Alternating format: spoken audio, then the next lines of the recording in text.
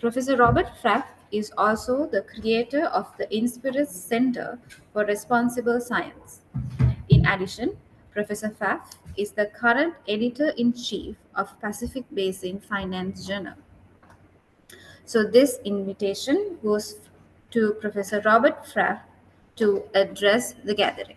Over to you, sir. Okay, thank you very much. It's a great pleasure to join you on this occasion of the information session. I want to share my slide. So I think I'm doing that now, and hopefully you can see the initial slide, which is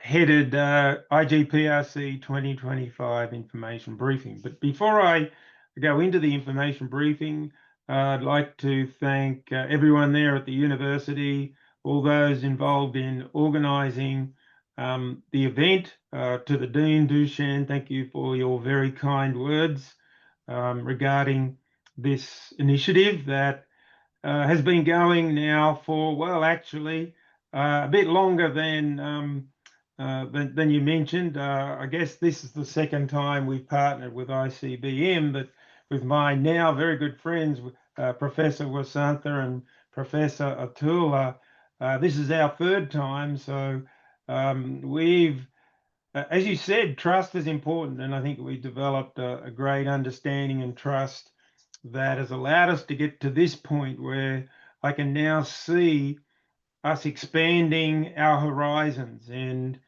this year and in the next year and coming years, I'm excited about the prospect of expanding further our reach into Sri Lanka and the Sri Lankan academic community, the Sri Lankan researchers at universities.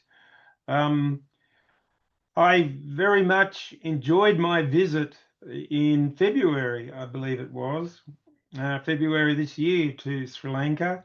I attended the ICBM and gave several presentations as well. And that was an enjoyable experience. It was a good mix of hard work and also some pleasant visits in the countryside of Sri Lanka. And I particularly am very thankful to Wasantha and Atula for their kind hospitality during that visit.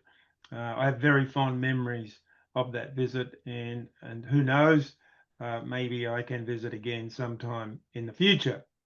So with those thanks, I'll now transition to the information briefing. And as has already been mentioned, this is an initiative at the global level of the Inspires Network, that I somehow got the idea to create in, I believe, 2021. So it was about 4 years ago. And a few years after that, I then decided to follow on and build on that with the Inspire Centre for Responsible Science. And if I'm not mistaken, Wasantha is the local node leader for the Inspires Centre for Responsible Science. And so the Inspires Global Pitching Research Competition is a signature event for our organisation, for our network each year. And so 2025 is our fourth such event. It's taking place, I guess, as we speak, in the sense that we still have open submissions through the main channel of the competition. Now, today we're talking and thinking about a special local version of the competition that is based in Sri Lanka. And I will give some comments that are mainly about the general competition. As I understand it, Professor Wasantha and Professor Atula will, on another occasion, add their further insights regarding the way in which we operate the Sri Lankan arm of the competition. So I will leave it to them to provide details of that part of the operation. Today, my comments will be much more general, and I'll also give some, I guess, advice around the pitching research framework, which lies at the heart of this competition. So I want to explain for those that haven't seen this tool before, what the tool is trying to achieve generally, and then how the tool, the pitching research framework, can be and is going to be used at the heart of this competition.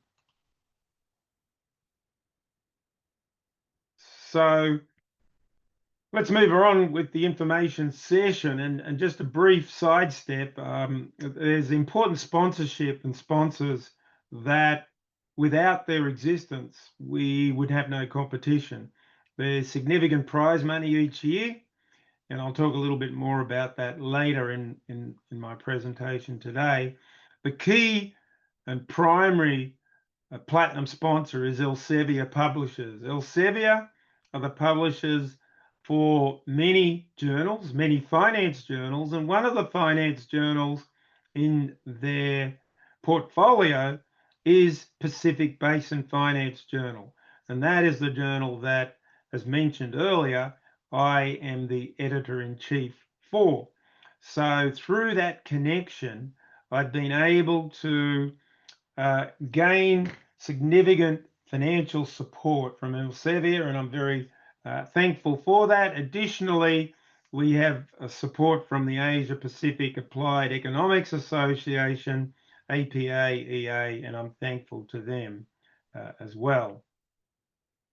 So let's move our thinking now to what the competition's about. What is the IGPRC about? Well, in a very explicit way, let's say it like this: it uses the pitching research framework, and it's I guess a challenge to novice researchers, to young scholars, to emerging scholars, with a minimum of words, and the number of words we have in mind is 1,000 words. So with 1,000 words approximately, the young scholar, the emerging scholar, needs to portray all the important information, to pitch all the important information regarding a research project relevant to their interests and expertise. Now, there are two allied ways that this pitch will be embodied. Initially, and in my opinion, probably more importantly, is the written pitch. Okay, there will be a requirement for those that want to participate to submit a 1,000 word or approximately 1,000 word pitch regarding their research. The second allied way will be verbally or orally. Now, in the case of your local competition, you've chosen to do this additionally through this oral competition event that I believe will take place very early in 2026. So we have a written part, we have an oral part. Now they're based on the pitching research framework. Here's a screenshot, and it's a somewhat old screenshot of the SSRN page where the abstract for the pitching research framework is contained. I know it's old because it highlighted there near the top right are about 25,000 downloads. Very recently, we ticked over 30,000 downloads in the 11-year history of having this working paper available for free to assist. This is the blood, sweat, and tears in writing resource. And so I guess the first important point I will make to the participants is this is a must read. You will have no success at all, even uh, um, ignoring the competition itself, but think of this as an opportunity for you to develop skills on how to communicate your research. You, in my opinion, must read this paper. You must access it, you must download it and read it. Now we can see just from the abstract, and I know the screenshot has a font size that's quite small for a presentation, but let me just read some of the things that are in the abstract. And it's quite insightful, quite detailed for such a short abstract in terms of what the PRF, the Pitching Research Framework, is. Now, in the middle of the abstract, we see 11 letters. So the letters A through K are used to label 11 items. And let me read you the title of these items. The working title is item A. The research question is item B. C is key papers. D is motivation. E is idea. F is data. G is tools. H is novelty or what's new. I is so what. J is contribution. And finally, K is other considerations. So those 11 items packaged up is my offering to the research community, to emerging scholars, as the essential ingredients of any research proposal.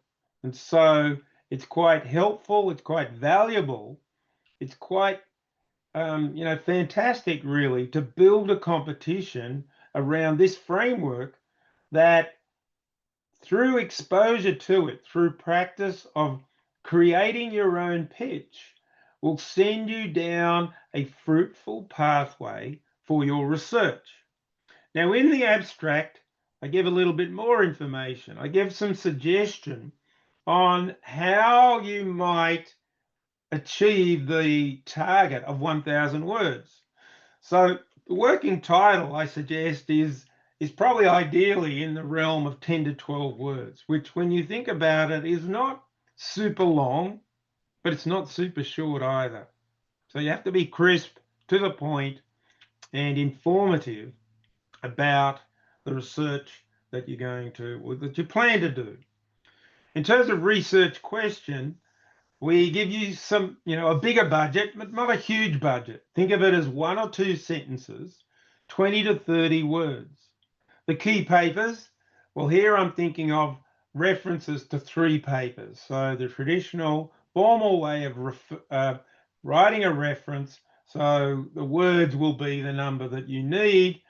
But often I suggest additionally in this key paper item C item that there is a brief description of why and in what why that paper has been deemed to be key or important, and that can be helpful in the process as well. Probably the biggest item in terms of the word budget is the motivation, the intellectual motivation, 150 to 200 words. Idea, data, and tools, each of around 100 to 150 words. And then the final 4 items: novelty, what's a so what, contribution, and other considerations, somewhere in the realm of 50 to 100 words. So the exhibit that I almost always use is this one. It looks it's tabular in form, and I think that's quite neat. It has the positive side, I guess, of just showing it really succinctly and I guess in a friendly way. The downside of presenting it like this is it does look like a form that you need to fill out. Okay, it has the appearance of a form that you fill out. Now, why am I saying that's a downside? I'm saying that's a downside pretty much, well, for a few reasons, but let's start with: nobody enjoys filling out forms. Okay, I hate filling out forms. I detest filling out forms. But our lives in modern society, it seems like almost every day, but it's not literally true, of course. We have to fill out forms, and we don't like it. So just from that point of view, uh, this appearance of being a form is actually a downside, because psychologically, as an emerging young scholar, it's like, do I have to fill this out? I don't want to do it. Now, there are other reasons why looking like a form is a negative, is sort of unfortunate. And it goes to the heart of, I guess, why this isn't a form.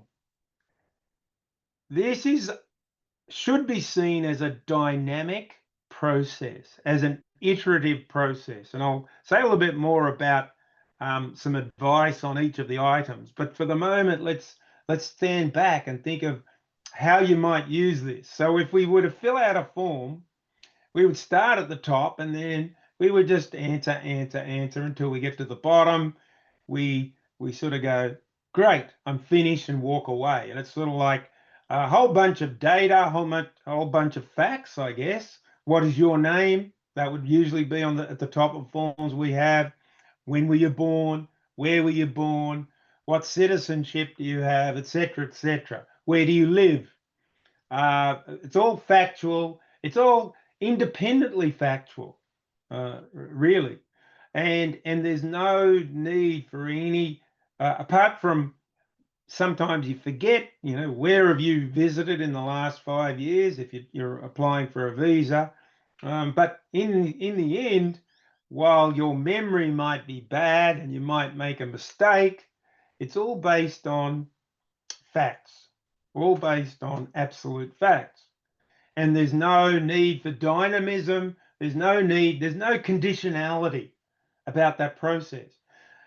What I'm displaying in front of you now, which looks like a form and is not a form, is not a form because all of your answers, particularly the early ones, are tentative.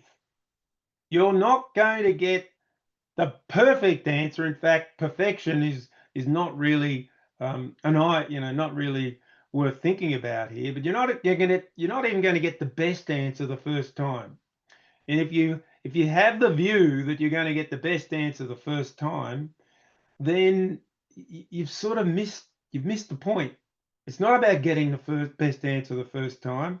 The fact that these are conditional, that they depend on each other, means that as you develop your thinking, elements change and other elements need to change as well. So what is best and ideal yesterday may not be today, and probably definitely won't be tomorrow. So view this as a dynamic, challenging tool that is not a form. You do not have to start at the beginning, but probably the most common and best place to start is the research question. The research question lies at the beating heart of this process. Think of it this way.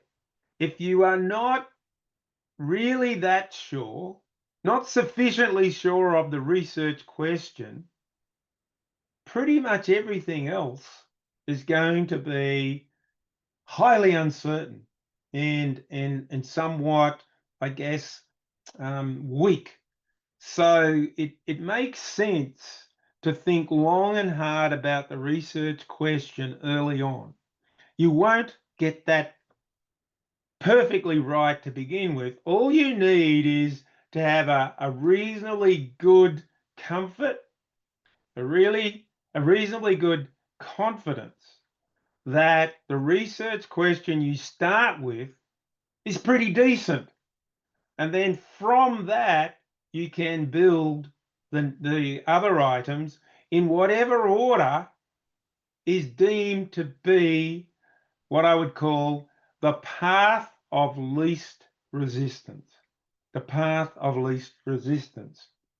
So you might go to the data. very early on. You might jump a whole bunch of things because you might have pretty clear idea and ideas of the nature of the data that you will use. Okay. In quantitative, the data will be numerical. If you're doing qualitative, you will still have data. It just won't be numerical, or it won't be numerical, at least initially. You might be able to code it up to be some type of numerical, but you may not do that and you may not need to do that.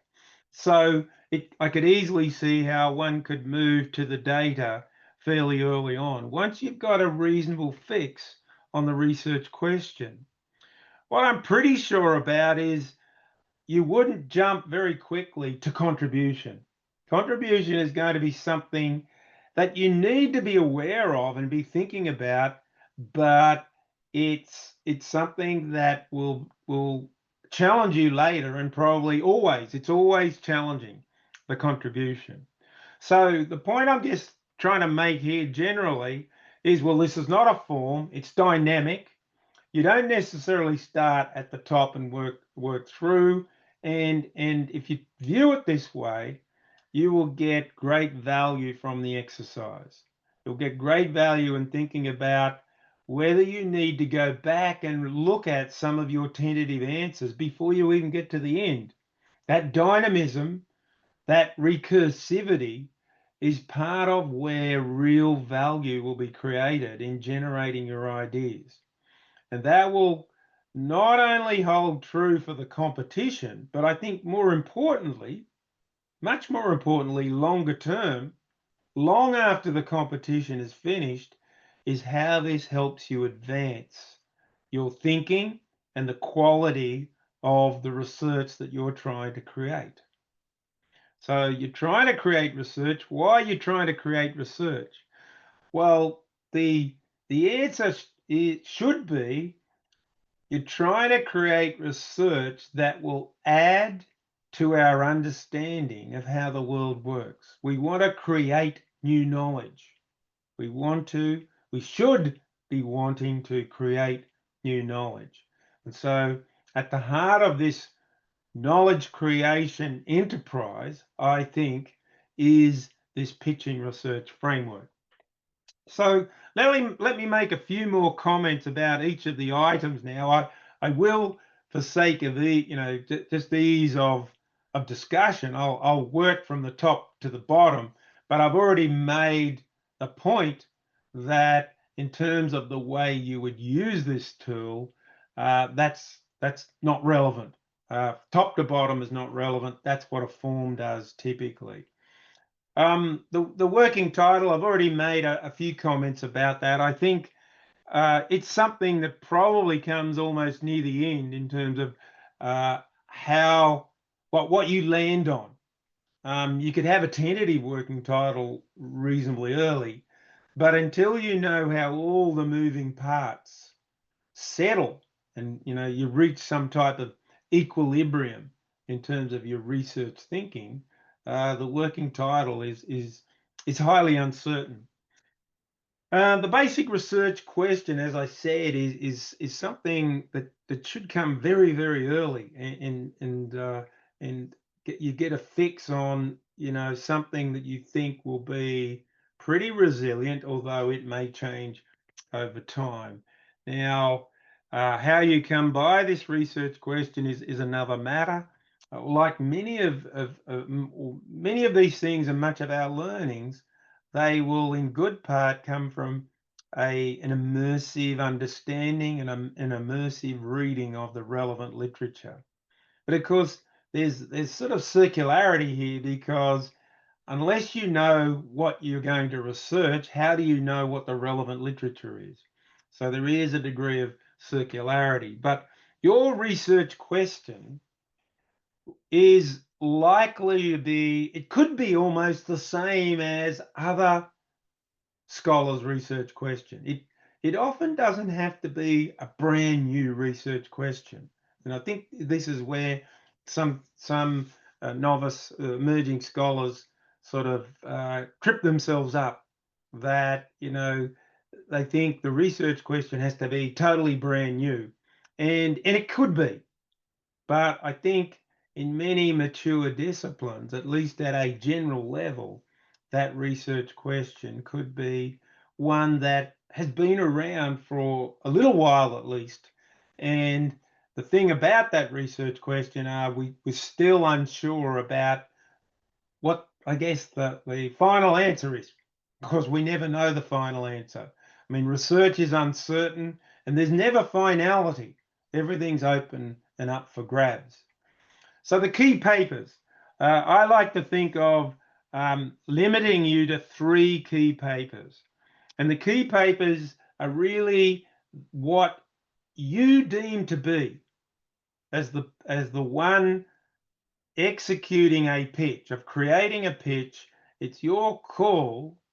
What are the most influential, the most salient papers, articles that lie at or very near the frontier of knowledge in this field that you want to inhabit? So that's the way to think of it.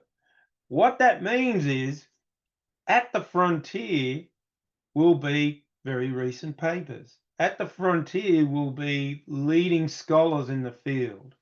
At the frontier will be the world's best journals.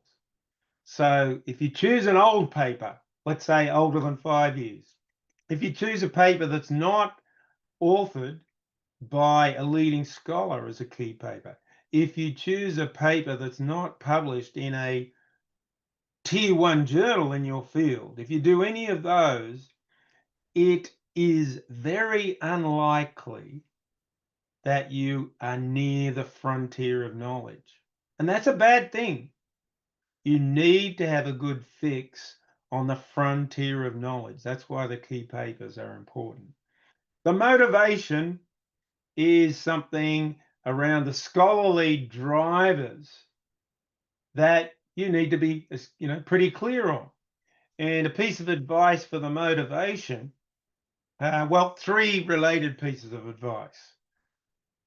You've got to try and, first of all, identify and articulate briefly what we currently know. Okay, that's the first part of the motivation. What do we currently know that's relevant to this broad field? Secondly, currently, what don't we know?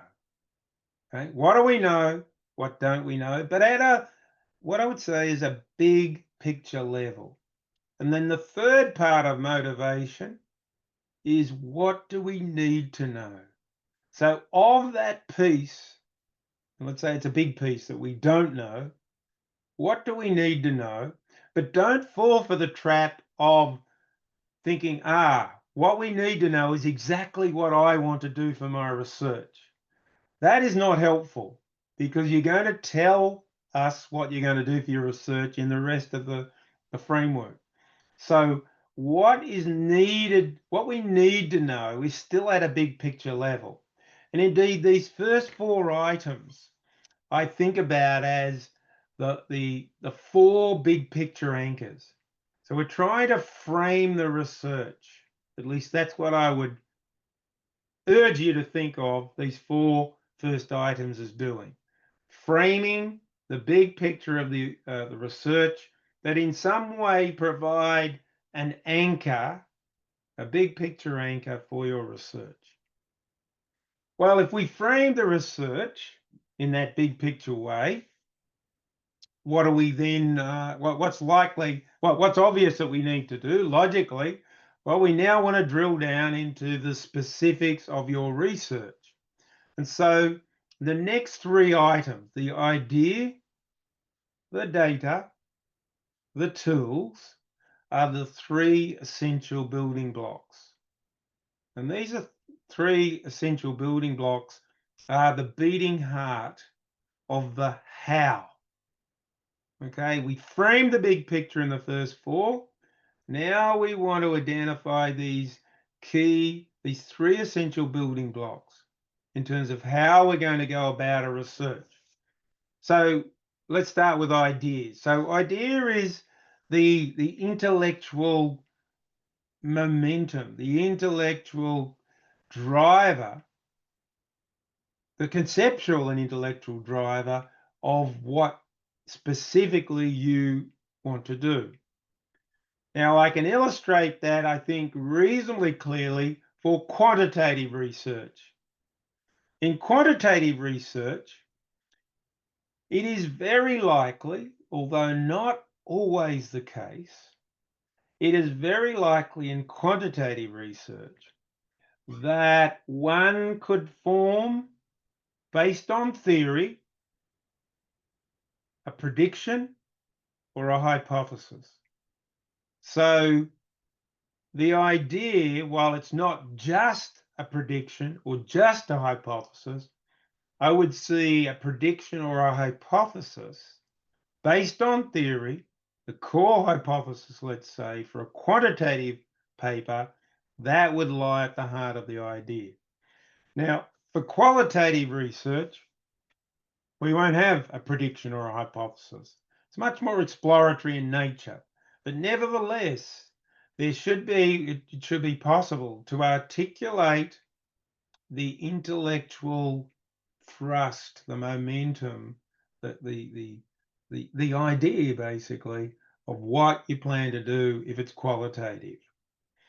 Well, data, we I guess this pretty much indicates that I'm very much thinking of empirical research, and most of us, the vast majority of us, do empirical research in which data is necessary.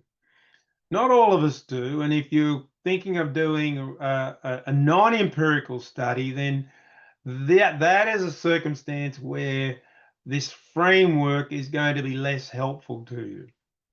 I wouldn't say it's totally unhelpful. I would just say it's less helpful, because if you have a theoretical study that has no data, what do you say about the data? Now, there would be workarounds for that, but let's assume, as I think is reasonable, that you are all going to do empirical research. As I've already mentioned, for quantitative, the data will be numeric. It'll be numerical. It'll involve a lot of numbers. For qualitative, it will be non-numeric. For quantitative, it's likely to be sample-based. And in the modern times, in many areas, the samples will be very large. The data and numbers of observations will be very large. And in the pitch, we need to be able to articulate certain dimensions of the data. So often what I suggest is the goal of this pitch is to communicate to another scholar. And the most relevant context I can think about for emerging scholars is you want to communicate to a senior experienced scholar. So in terms of data, but indeed all of these items, you want to communicate enough information so they can understand the full realm of what it is you have in mind. So with data, it's in sort of certain ways the dimension of the sample, and typically in quantitative, there's two main dimensions we think of. These aren't the only ones, but they're vastly in the majority. There's a time dimension or a space dimension, if you like, cross-sectional. And so we then need to think about the extent to which time is important, if there's a sampling interval, if there's observations, a time series at all, if there's the size of the cross-section. And it's not uncommon to have what we call a panel data set, where it's a combination of the two. So giving information about that is important here, as well as the source of the data and the veracity of the data. Okay, that will be important. And in terms of data, I often, my big piece of advice is try and emulate the gold standard for data in your field, for sampling in your field. So first part of that is have an awareness, a realistic awareness of the contemporary gold standard of data and sampling in your field. Once you have that awareness, then figure out how possible is it for you with your research with the data that you have access to, how possible is it for you to reach or approximate that gold standard? And clearly, the better you are able to reach or approximate the gold standard of data, the better, other things equal, the better your research will be. Tools. Well, the tools are really the flavor, a good flavor, if you like, of the method that you're going to use. In quantitative, in part, it could be a key equation, or at least talking about the nature of the equation if you're going to do a regression analysis or whatever.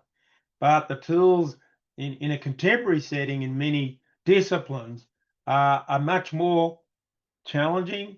They're much more complicated than, I guess, the old-fashioned days, if you like, in quantitative of running some regressions. So again, strong advice here is first, develop a realistic awareness of the gold standard of tools in your area. And then secondly, ask yourself, how close can you get to that gold standard? Can you emulate that gold standard? If you can't, is your research still going to have value, sufficient value, depending on where you stand in the pecking order of things? So PhD students are quite high up on the totem pole, as it were, for the demands that we have around the gold standard, because PhD students really should be thinking about, can I publish my work? Can I publish papers out of my PhD in well-renowned journals in the field? And in order to do that, that gold standard will, at least for the very best journals and quite decent international journals, the gold standard of data, of tools, and even the nature of the idea, the intellectual thrust that underlies your work. For PhD students, this is going to be pretty critical. If you lower down the pecking order, if you're a master's research student doing an honours thesis, then you can relax a little bit. You can relax a little bit because we need to scale back. We need to, I guess, calibrate our expectations to what we can reasonably expect from you. But that doesn't stop you from being ambitious. The very best students in these emerging cohorts of research training, the very best students produce exciting, exceptionally great research. So we should challenge ourselves. If we go past the three essential building blocks, we have the two key questions. So this is another way of looking at, challenging our research. So how do we do it? Idea, data, tools. What value might it have? Why are we doing it? Well, there needs to be a novelty. What's new about our research? And we need to avoid trivial, superficial answers to novelty. They need to be deep and well thought novelty. That will always be better. So what? Why is it important? Who's going to derive value from this research? And the value should come not just for scholars, not just for academia, but beyond academia. So these two key questions, particularly for PhD students, are very challenging and very important. They're important for us all. And below PhD level, you should still think seriously about what lies at the heart in terms of novelty of what you're doing. And hopefully that novelty links back to your idea. And then why is it important? Why will the academic community and others see my research as providing a value to the whole enterprise? And then the second last item is in many ways the most challenging, and probably the one, while you shouldn't ignore it very early on, it's something that is going to be near the end of this process, at least one run through the process of, well, what is the contribution? What is the intellectual contribution? How am I adding to understanding within the literature? How will my work help as a small piece to understand the world better in the discipline that I'm residing? So that's what the contribution does. The other considerations always, oh, not always, a lot of times I see students thinking, and it could be there by the time they get to other considerations, if they've treated it like a form, they just want to finish, or whenever they come to it, a lot of students don't understand this is a pretty important item too. It's a catch-all for any other consideration, any other issue that wasn't really either wasn't dealt with in the other 10 items or wasn't dealt with in sufficient detail or specificity and is worth sharing, particularly in the context of I'm trying to communicate to my mentor, to my supervisor, my research, and there's something I've thought of. There's a range of things I've thought of that are worth saying here. For example, the target journal. So for PhD students, this is quite important.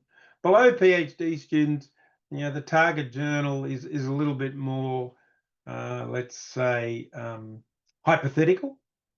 But there are things to think about, maybe around the feasibility of your research, or another way of thinking of what other considerations might entail are constraints, potential constraints on your research. Now, one thing I think that can always be helpful in other considerations is some thinking around the feasibility of your research. How feasible is it, particularly in the context of a given time frame? So if you have a narrow time frame, and as an undergraduate, let's say an honours student, time frame is scarily short. PhD student has 3 or 4 years, and so while that time evaporates very quickly, at least it's a significant period of time to do the work. Now, there's very much more I could say on the framework. Hopefully, you've got a good flavour of what it's about and how to do it. The go-to is you must, well, do what you like, but I think you're crazy not to access the pitching research working paper. I really encourage you to download it. I'm very keen that everyone that uses it actually gets a personal copy, downloads their own copy.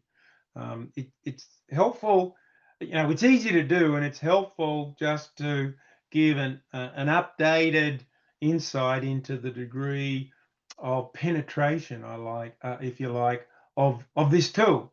So if one person downloads it and sends it to 100 people, it only counts as one when in fact the penetration is 100. Now, I'm pretty excited to share with you something that's hot off the press, and I think for a number of you, this will be very, very valuable and helpful. And so what it is a new SSRN paper. The link is shown on this slide, and I've sent through the slides for Wasantha and Atula to share widely with you. And so the easiest thing is if you have the slides, you click on this. The paper's called the PRF Atlas, Mapping Research Pictures Across Diverse Academic Fields with Discipline-Specific Tools, Worked Examples, and Training Guidance. And I think the title says it all. It's a bit longer. The title's a bit longer than I'd really like, but it's good to flag all of those things. So in a nutshell, what I've done over the last day or two with the help of ChatGPT, and I'm very transparent about that. If you access the paper, you'll see a big acknowledgement to my use of ChatGPT, but it took quite a while for me toing and froing with the bot to land on this.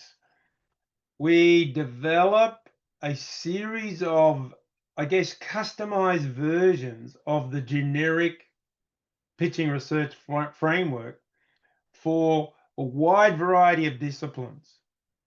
And so the idea or logic here is that for different disciplines, there's a different spin, there's a different dialect, if you like, to this language that I'm trying to share with you, to train you on.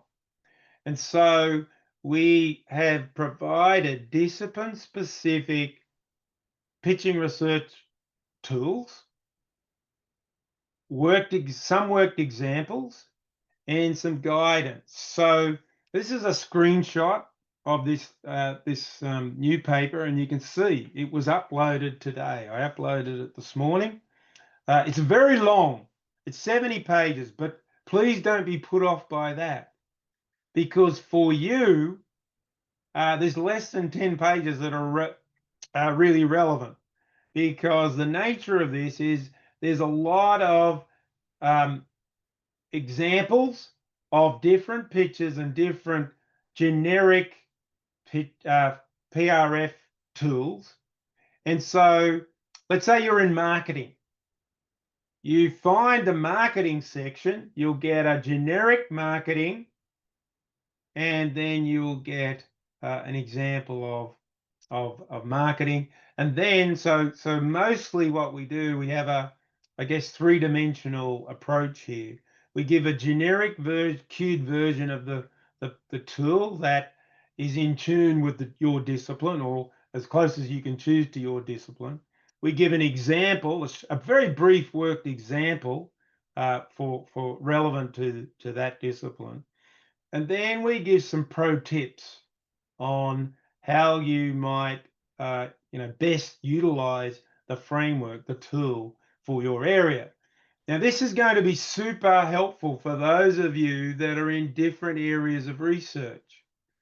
This atlas should give almost every one of you a chance to get much more directed and customized advice about any discipline, whether it's within the broad area of economics and business, within science, medicine, engineering, arts, and humanities. So that's my latest gift. Well, to you, you're the first that have benefited or received the news of this, but it's my gift to, I guess, the world. It sounds a bit cliched. So just a summary, inside the atlas, you'll find generic PRF templates tuned to 20 plus disciplines. There are about 30 worked examples.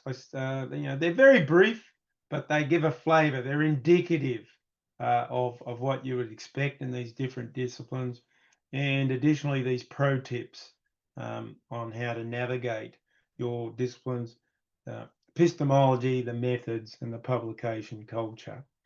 All right, I've burned up a bit of time there, but I think all of that is very useful background for what lies at the heart of the competition. Now, I sort of want to speed up and quickly tell you a little bit about the competition itself. So you're going to use the pitching research framework, those 11 items. You want to create a pitch on new research. And the new research should, well, we prefer that it's practically focused, and this is strongly encouraged. And I think many of you will have more practical focused research areas.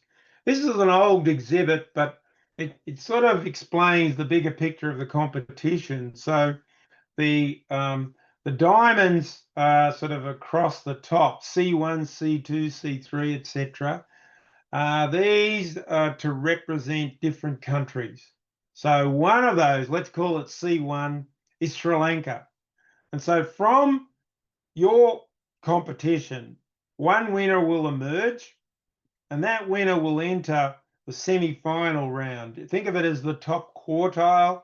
And from that top quartile of entries, we will choose 6. Some years, one year we had 9. but my goal is to choose the top 6 to go into an online grand final.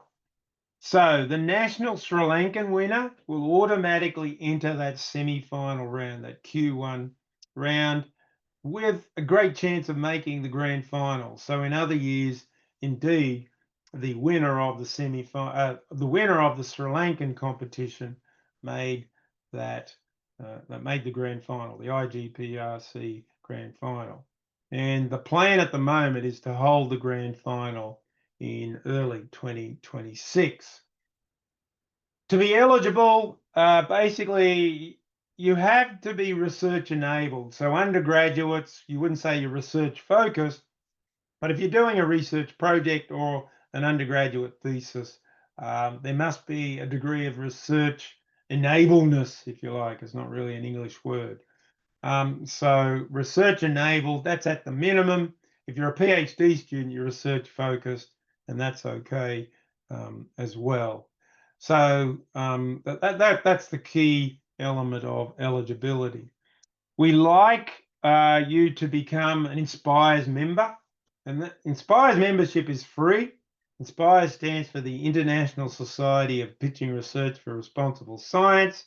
There's a link here. If you click that, if you get these slides, you fill out in about 5 minutes some basic information, and that is then deemed to be your membership of the Inspires network. This is a screenshot from our website. So we have a pitchingresearch.com website. In one tab of that website, we have for the Inspires network. And currently we have members we have over 1,000 members from 81 countries and jurisdictions. And here are the countries and jurisdictions. So in fact, the last count, in excess of 1,150. So Sri Lanka is on the list there. It's actually in the second last column, the third down. But the more members, the better. And this is a sense of community. So by belonging to Inspires and keeping up to date with the information we provide. So I'm regular on LinkedIn. So I guess the other thing you could do is request to or follow me on LinkedIn. For example, I'm putting out a thought of the week, an Inspires thought of the week, which is always something to do with research. So I think we've had 43 of these now, and that's one of the benefits of the Inspires as well as the competition. So Inspires needs you, you need Inspires, and so in Sri Lanka, I think the first link there should work, and that's the registration link. If that one doesn't work, if you have a problem with Google, then the second one will work as well. Now, the other thing that we would like in terms of eligibility, and we're going to state it here as a requirement, but there is a micro-credential course on and helping you to develop your understanding of pitching research matters. So this is a micro-credential course offered by and hosted by Bond University. It's free. I no longer work for Bond, but at the time I was working for them, they agreed to let me create this micro-credential course and to offer it for free to all comers. So you need to sign up and enroll for that. It's actually, I think, a valuable thing for you to do. It will take you anywhere between 5+ hours of activity, but this will be valuable training for you to help you on the pathway to not only putting in a quality entry to the competition, but developing your research skills longer term. Please do that if you want to enter the competition. This is a screenshot, at least the last version that I saw of the pitching research page. So it's not live, but if you were to scroll down on this page, if it were live, near the bottom of the page, it would say sign up here or register here. And so that's what you need to do. So as I said, it's a 5 to 10 hour activity. It involves reading some stuff, watching listening, note taking, cognitive analysis, internet interaction, and doing some tests online. So once you've signed up, you have a 90-day window before it won't let you complete. Usually 90 days is long enough. And it's divided into 3 modules. So there's 19 lessons across these 3 modules. So module 1 is sort of the foundation module, the pitching research framework. And then there's some additional stuff in module 2 and module 3. As I said, it's free. To satisfactorily complete the course, you need to complete the final quiz. So when you get in there and you look at everything, you get to the final quiz. The final quiz has 20 MCQs, multiple choice questions. So if you get 14 of those right or more, in other words, a 70% score or better, you're deemed to be successful. Now, you can redo the final quiz if you don't quite make it. Most people, the vast majority of people, don't have to redo the final quiz, but maybe if you've gone through too quickly, you will need to do the final quiz. And then on your dashboard, you should be able to find an icon that allows you to download electronically your certificate, an official certificate from Bond University. That is a formal recognition of having done the course, and I guess by implication, formal recognition of you upskilling in terms of this training material for pitching research. All right, that's the eligibility. Let's finish off now with a few more comments on the bigger competition. The bigger competition will be executed mostly via the written pitch. So as you already know, the goal is around 1,000 words and will determine the semi-finalists and grand finalists via the written pitch. In your case, you will have an oral pitch to become the winner of the Sri Lankan contest. So that's a local rule, and Wasantha and Atula, Professor Wasantha and Professor Atula, will give you some more information about the local variation of the competition, experiences past, and other guidance and guidelines relevant to your local version. Now, in the grand final, this will be held online. It will be an oral pitch, and everyone will have around 8 or 10 minutes to pitch their research based on and faithful to the pitching research framework. The winner will be determined as a combined quality of the written and oral pitch. We've assembled an international judging panel each year, and we'll do so again, but there'll be more details later. So in terms of the financial side, there's a significant prize and prize money. I'm just talking here about the grand final. So the overall winner, and these figures are all in Australian dollars. Apologies, and I can't recall the exchange rate into your local currency, but look, trust me, 5,000 Australian dollars is pretty significant. I guess right now it's somewhere in the realm of 3 to 3+ thousand US dollars.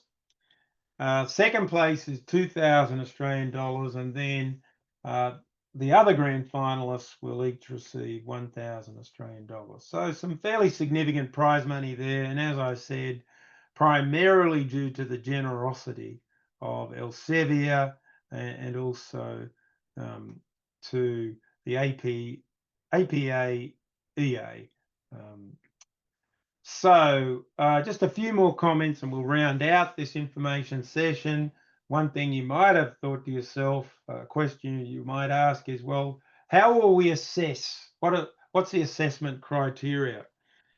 And, it's a bit tricky. On the one hand, the tool is designed for you to communicate with an academic expert in the field. But when we're trying to compare across fields, this is, let's say, problematic, to say the least. So in a sense, to overcome that problem and that challenge, we I somewhat revert back to 5 golden rules. And they're very general, but it's not easy. It's not easy to figure out how you compare across academic different discipline fields.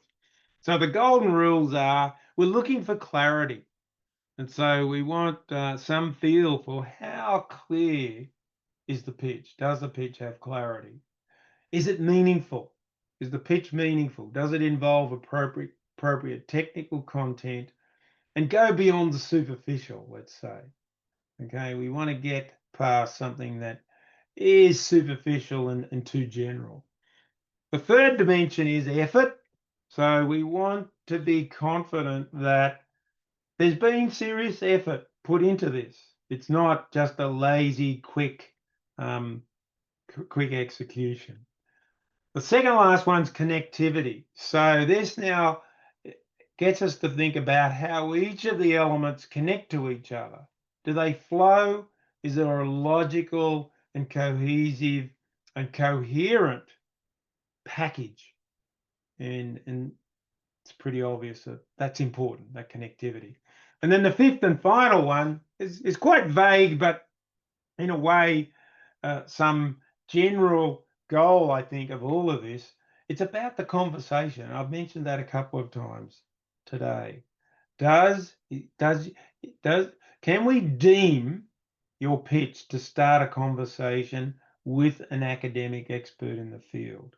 So it's very vague, it's very qualitative in nature. In fact, all of these are, but these are the 5-dimensional golden rules that we'll use to assess at the global end. So with that, I thank you for your attention.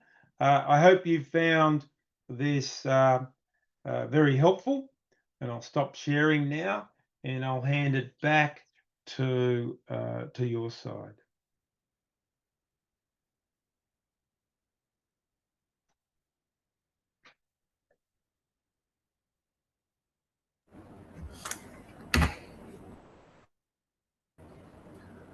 Professor Faf, thank you very much. Uh, Professor,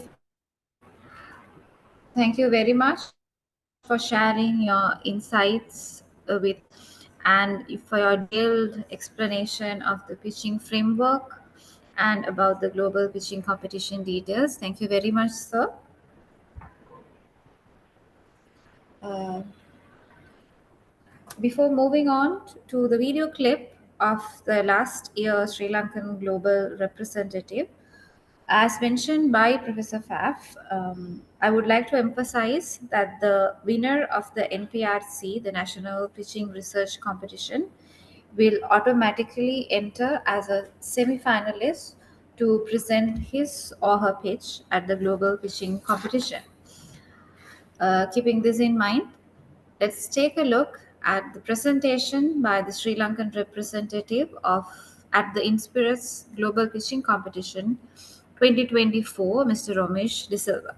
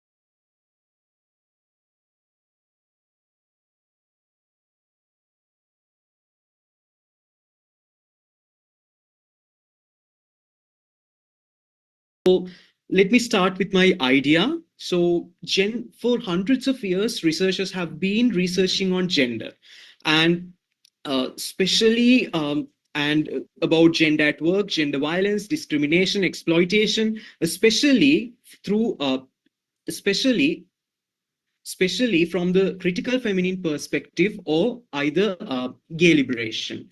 In all these victim stories, men and masculinities are positioned in the other end as the perpetrators. Have you ever wondered what would they have to tell about these stories as the perpetrators from their perspective?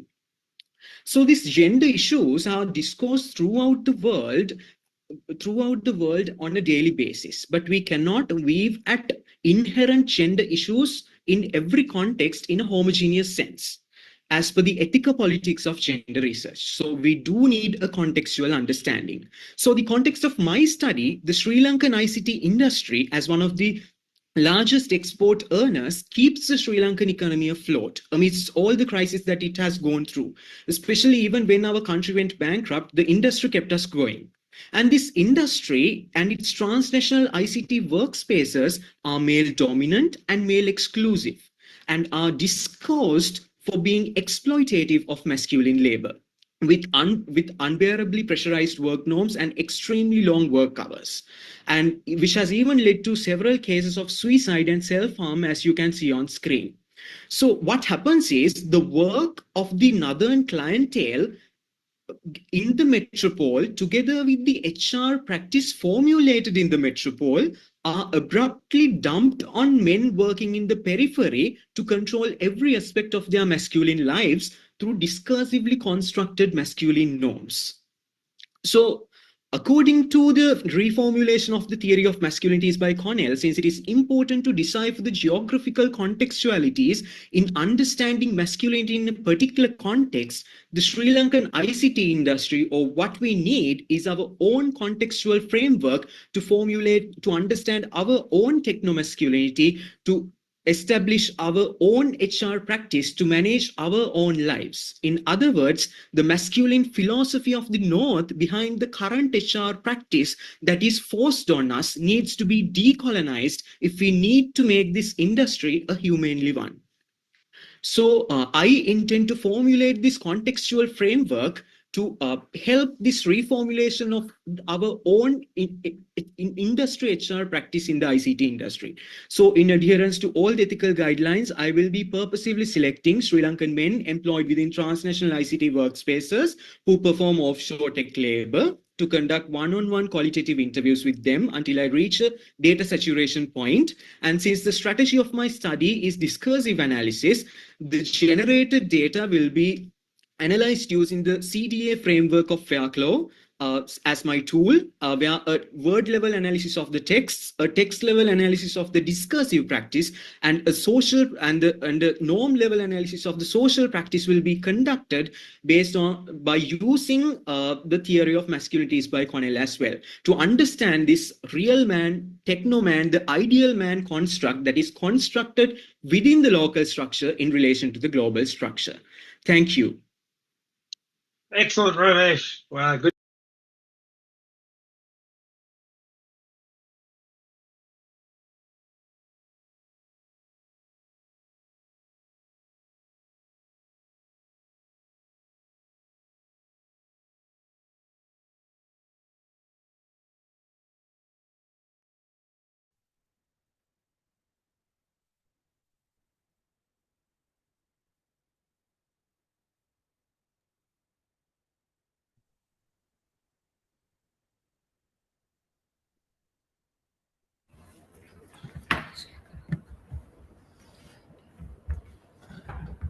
With that, now it's the turn to widen our understanding of HDR pitching competitions in reference to the Sri Lankan context.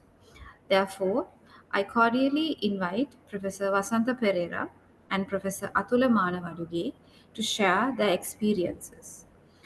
Professor Vasantha Pereira is a professor in finance in the Department of Finance, Faculty of Management Studies and Commerce, University of Sri Jayawardhanapura, and he is also the country coordinator of Sri Lanka Inspiris Global Pitching Research Competition. Professor Atula Manavaruke is the endowed KPMG professor in Department of Accounting, Faculty of Management Studies and Commerce, University of Sri Jayawardhanapura. He is the foundation member of for Sri Lanka for Inspiris Global Research Network. Over to users.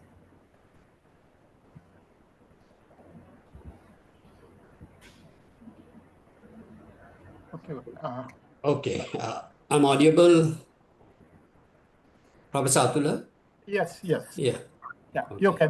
You can go ahead and start, and afterward we can have the kind of Okay, Professor conversation. Atula.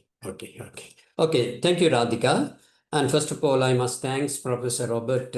I know that he's a very busy after retire. So even though he participated this event, I highly appreciate your contribution. And also, I must thank to the interested parties who are joining from the Sri Lankan context. Particularly, this is a novel event invented by Professor Robert Paf, and he clearly pointed out what are the contents in this particular document. He clearly mentioned that actually it's a very challenging task for the young scholars with a minimum word of 1,000 and even two-page document. So as we know that selecting 3 papers, doesn't it, Professor Atula? Selecting 3 papers related to the research is a really challenging task. Maybe you have to go through 20 to 30 papers. Out of that, you must clearly select 3 papers which are most related to your research. Even each and every... Professor Vasant, I mean, not just selecting, and afterward they have to justify, why they have selected. That is the most important That thing. is the most important thing, justification. Yes, justification. Yes. Without taking much time, what I trying to do is myself and Professor Atula, after understanding the importance of this particular document, particular invention done by the Professor Robert Paf, we want to introduce the Sri Lankan context to this. So therefore, we are take a sample, both of us work together after taking sabbatical leave at the Kutalavala Defense University, simply called KDU, where we tested this framework through the undergraduate level. So this is the first experience that we have. So I'm happy to say this particular event totally evaluated by international panel, including Professor Robert. Okay. And their experience, undergraduate experience, this was somewhere in 2021. We focused to the students who do the honors degree. As you know, according to the Sri Lankan research framework, if you do the honors degree, it must contain 6 credit research components. So now I'm going to share the video related to the KDU undergraduate level experience, which in 2021, now they are continuing this event every year. So right now they have invited for the next evaluation for me and Professor Atula. Okay. Now, just to mention a small thing, they carried out the research on group basis. Actually, that group participation into the competition. That is most important things, Professor Atula. I couldn't mention that because they do the group collaborative research. Yes. Okay, now I'm going to share the experience.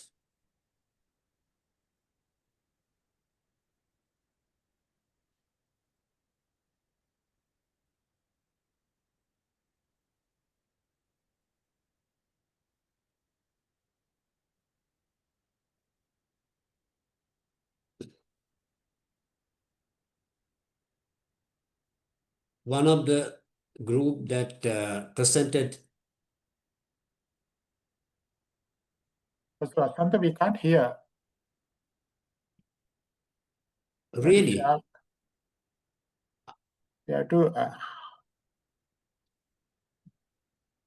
You can't hear the sound, Professor? Why is that? Sir, I think you have to share, when you share this screen, you have to share the voice, that option also, sir. Voice Sound option. Yes. Where is that? I don't know. When you share the screen in that window, you get a... Yeah, I'll stop sharing Stop now. sharing and again share Yeah. with the. Wait. Share with the sound, okay? Right.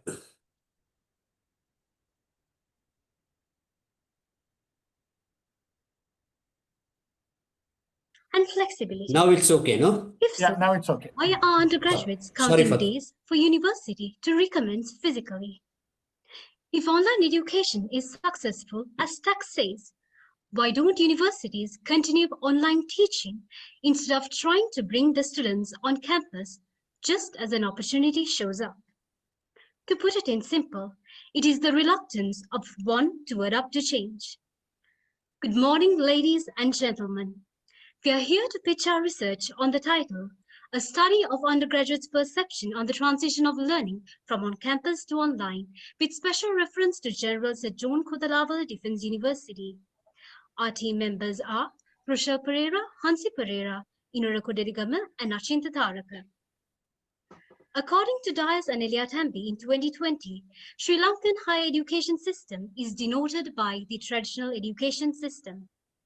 This was proven with the difficulties many universities faced during the adaptation of online learning platforms during the recent pandemic.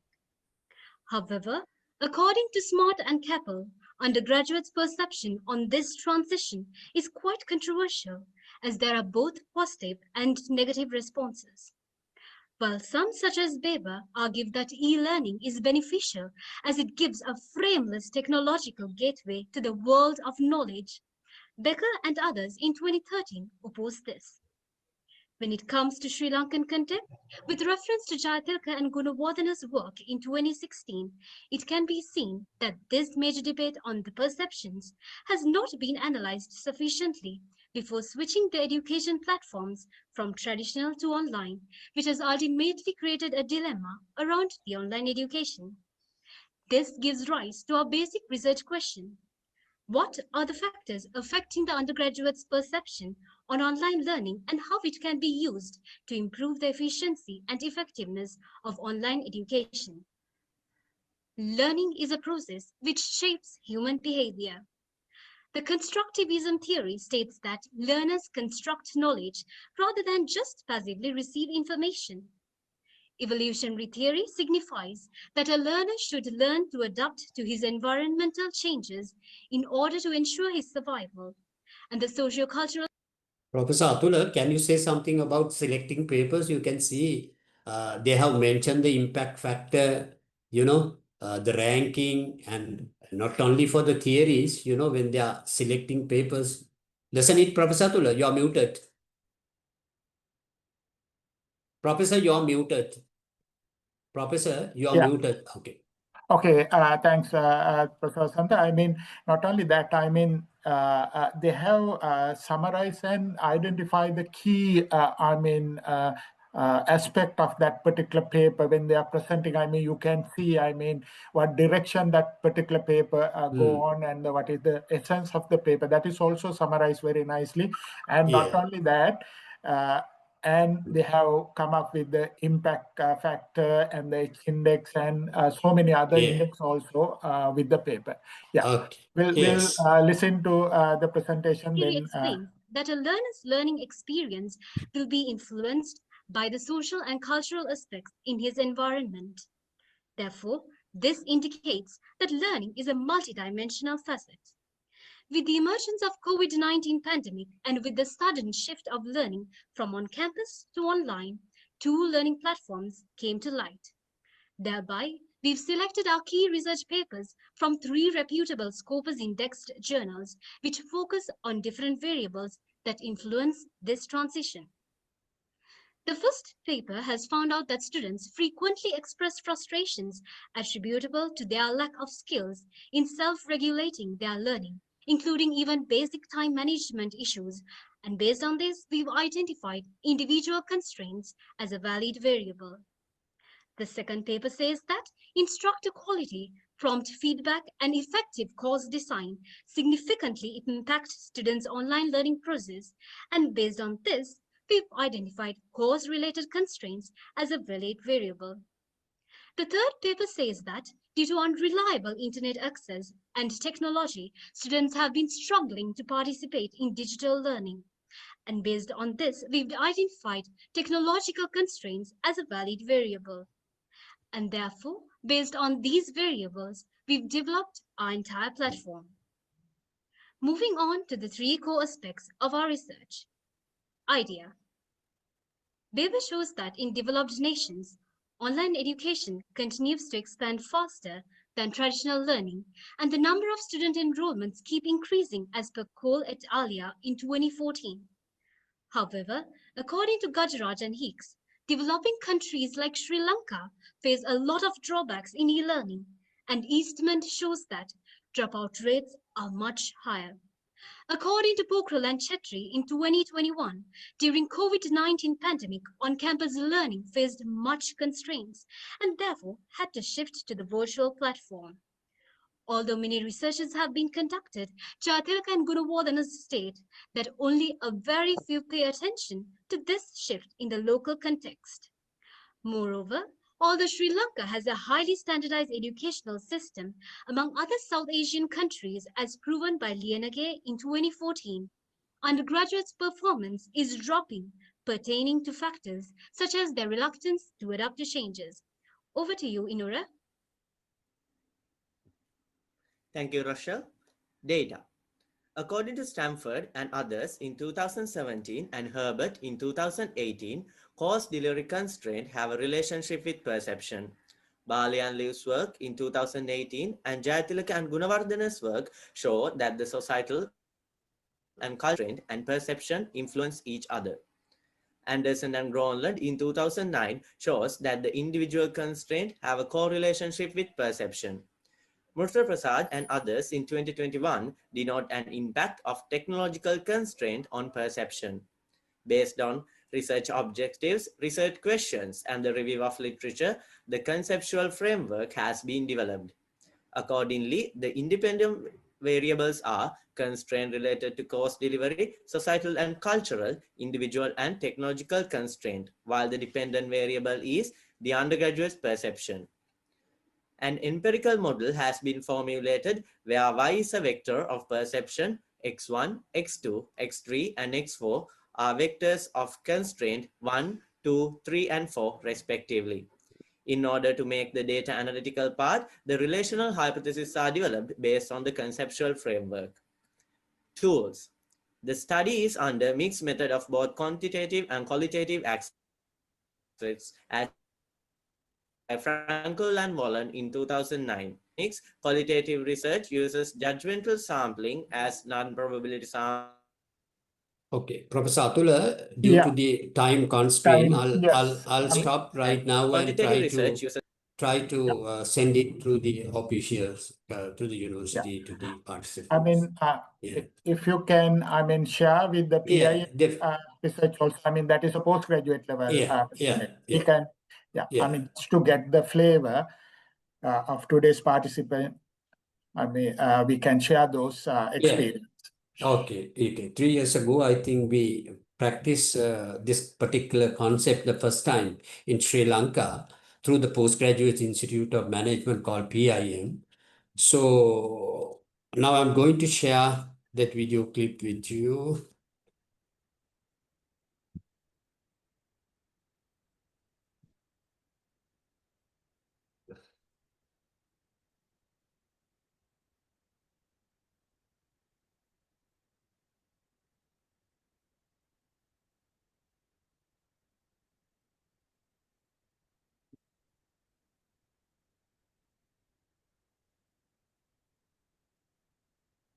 Okay.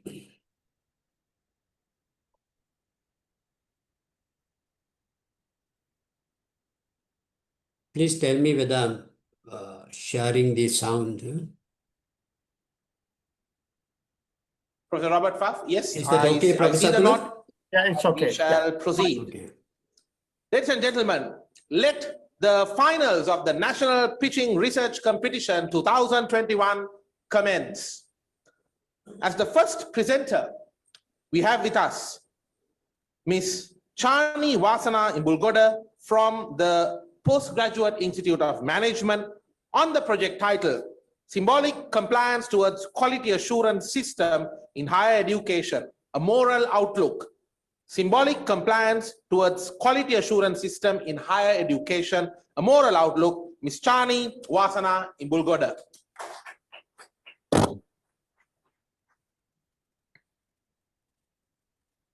Quality reviewers are coming. Alarm given by the Quality Assurance Center. All files are taken out. Documents are prepared. Staff and students are coached how to respond to reviewers. University gets a new look.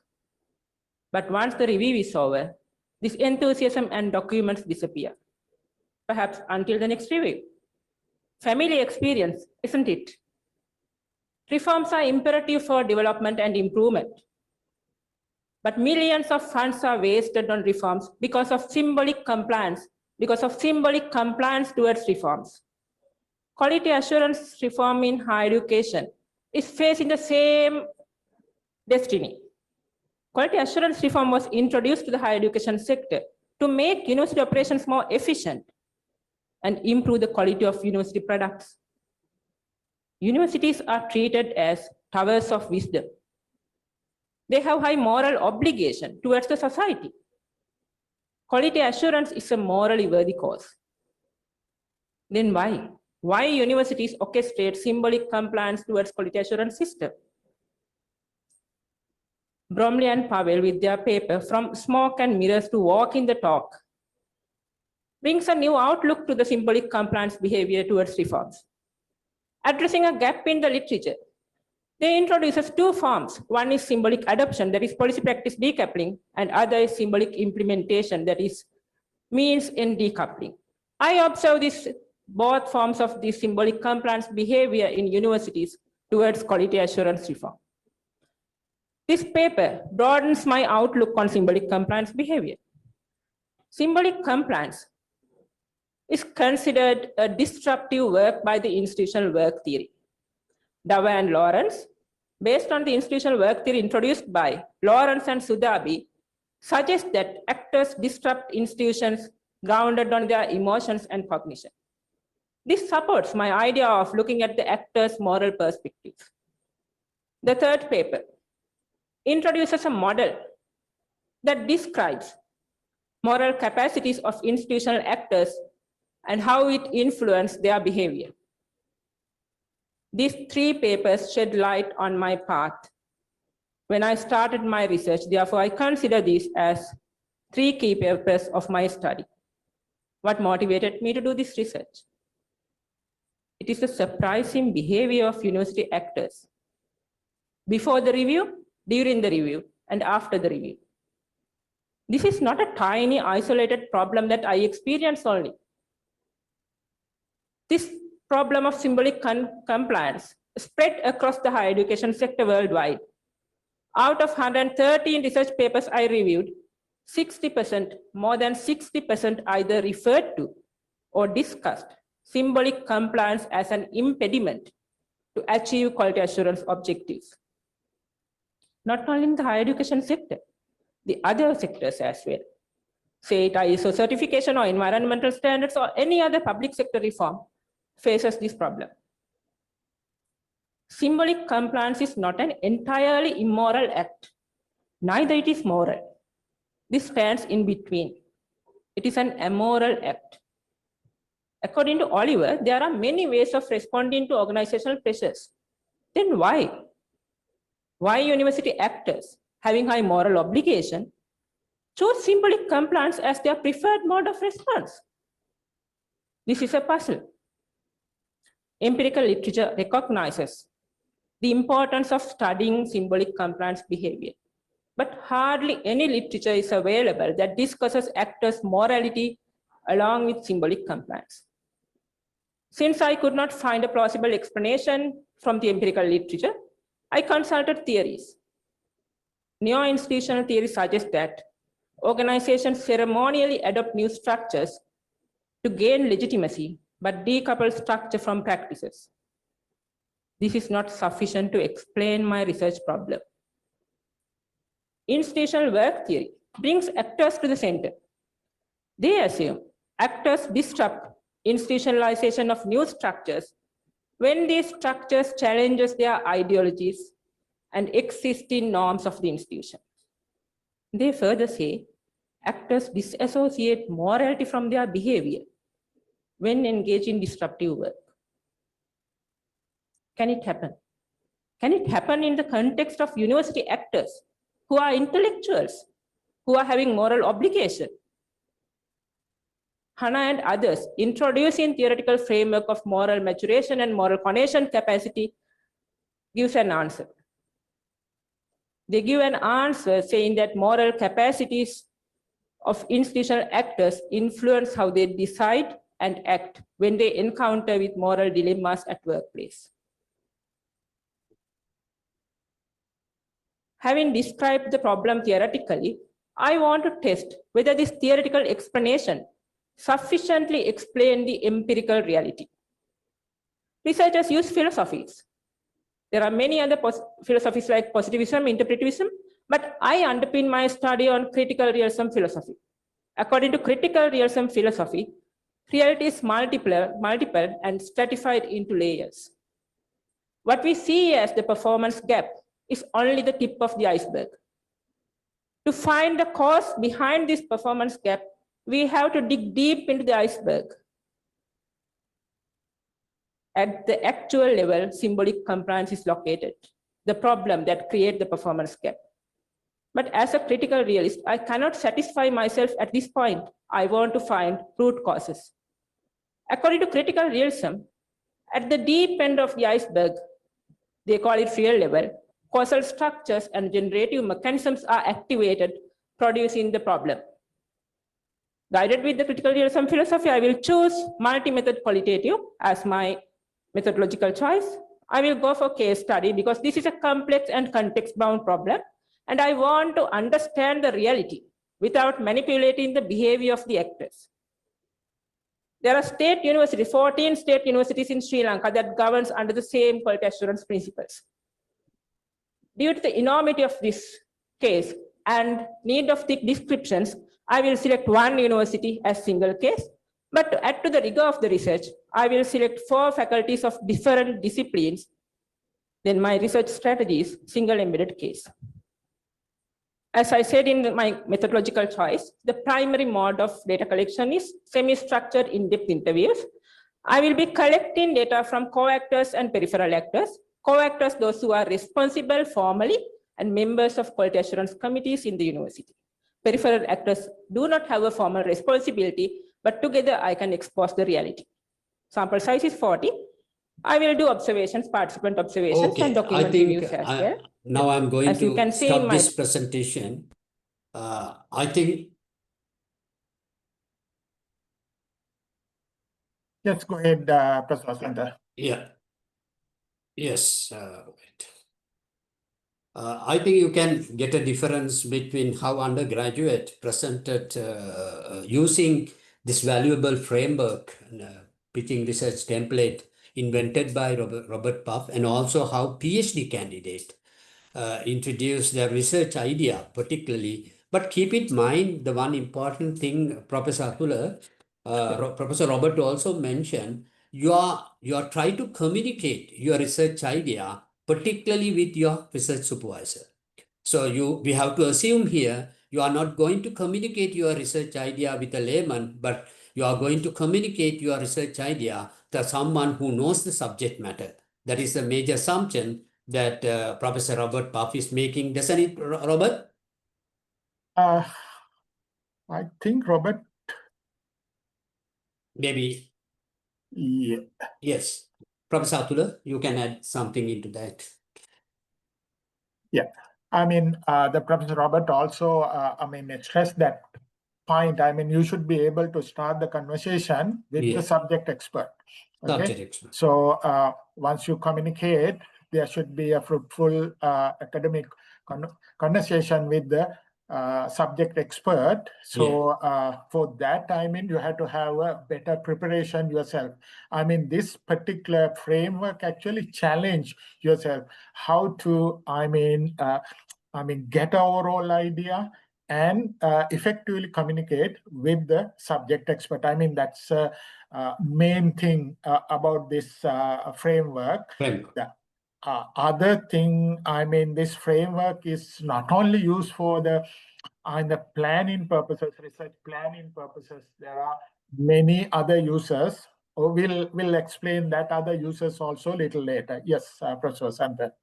Okay. I think we can wind up the session right now without taking much time. But Yes. before wind up the session, I think Professor Robert clearly mentioned that please take papers, publish pitching research framework, the latest one, 2025 in the social SSRN, and also 2024, also the same framework published in SSRN 1. And Atlas, he said, this is a gift for today giving that also available in the Social Science Research Network 2025. So anyone who are interested to participate this context, particularly the pitching research concept, please refer the paper mentioned by the Professor Robert Pumph. But it's not an easy task preparing these documents based on the 11 item, but you need to have a more commitment and more time to convey your research idea to your subject expert like your supervisor. Professor Atula. Yes, I mean, if you think this particular, I mean, the template, initially you might think, I mean, this is only a research planning tool. Yes, of course, research design and planning, as a research design and planning tool also, you can use this template. But in addition to that, sometimes you can use this template as a research skill development tool or research learning tool or research mentoring tool or research collaboration tool, okay, research engagement and impact tool, okay, various type of, even a research teaching tool, okay, research-led teaching tool, we can use this template. I mean, many more usage, okay. So, I mean, in our, we are going to conduct question and answer session, and that is on 21st. Radhika, what is the time framework? Radhika, maybe yeah, they will send she will notify to you later, and Yes. we are going. Yes, Radhika, miss, when we are going to have the next Q&A session. So just a minute. Yes, sir. Okay, good. 21st. 21st. So,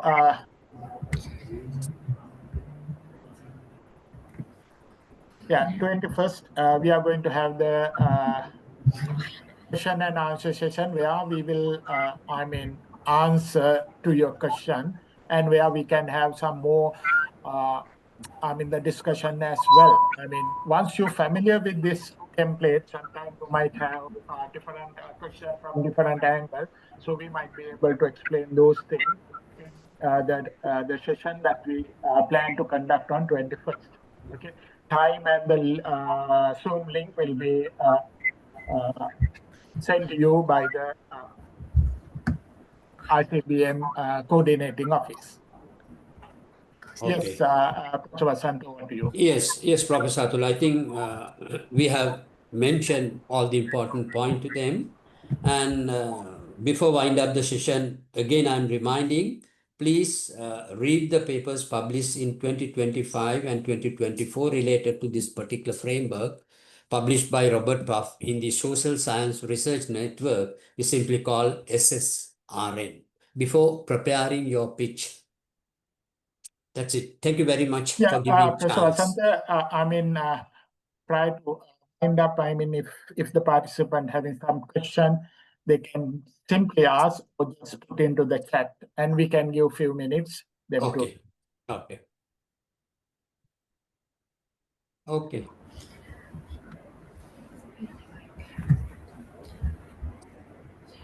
Yes, now the forum is open for Q&A session. You're all welcome to ask questions if you have any doubts regarding the pitching competition, the framework, from our resource persons. Please forward it to the chat. Huh?